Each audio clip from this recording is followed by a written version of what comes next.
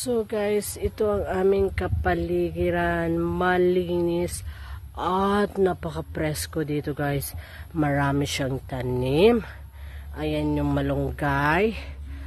Ayan yung saging. Marami pang iba guys. So ayan ang aming. So pwede siyang pananim dito kasi malinis na siya. Oh. Ayan guys. Oh. Linis na aking kapatid. Ayan guys.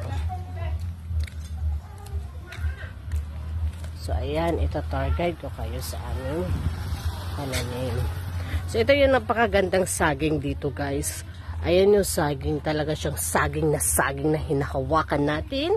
So for today's video guys, so meron tayong mga saging guys. So ayan yung mga pananim. So ito ang aming kapaligiran. So meron siyang bahay doon, yung aking kapatid. So ayan siya. Meron siyang kutape too. Charot lang. Kutap to guys. Ayan o. Ayan. Nagbubonga na siya guys. So ayan. Meron na siya mga flowering gardening. So ayan. So ito na rin siya o. Tingnan mo o. Diba? Saan ka pa? Ayan o. Tingnan mo. So ayan. So meron tayong dito banaan. Di ba na yan? Kapayas. Meron din kami dito lemongrass. Kulang na lang ang manok. May manok dun eh.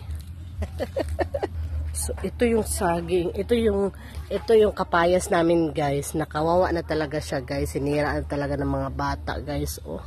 Diyos ko Lord. So ayan ang buhay namin dito sa probinsya. So meron pa dun guys. Tingnan nyo lang naman ang aming pamumuhay dito. So meron nagbebenta dun ng barbecue. Punta lang kayo kay Champoy dito sa aming Kanyugan. Meron dong barbecue guys. Barbecue. Alright. So masarap yan guys. Kasi ilang beses na akong nagbili niyan. Amoy salong ba? Amoy salong. Ang bango niya guys. Salong-salungin natin guys. Sarot lang. So ayan ang aming, 'di ba? Napakalinis ang aming mga tanawin. Meron talaga kami sariling lagayan ng basura. Yan. I hope that really appreciate guys. So ayan ang aming view dito sa aming probinsya. At ito naman ang pinakamaliit ko na store ni Niray. So ayan. So here we go. So ayan lang guys, yung papakita natin sa inyo kung ano nangyayari dito sa aking buhay dito sa probinsya. Sino naman kaya yung ano na yun oh. Ayan, hindi ko alam saan pupunta yun. Echopera.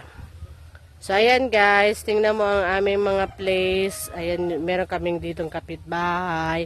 Tsaka meron din doong bahay doon. So ayan. So, ano masasabi nyo sa aming place? Mahirap man kami. Pero, marami kaming pananim. Nabubusog kami. So, ayan guys. Thank you so much for watching. Sana support kayo sa akin guys. Thank you so much. God bless everyone. Bye-bye.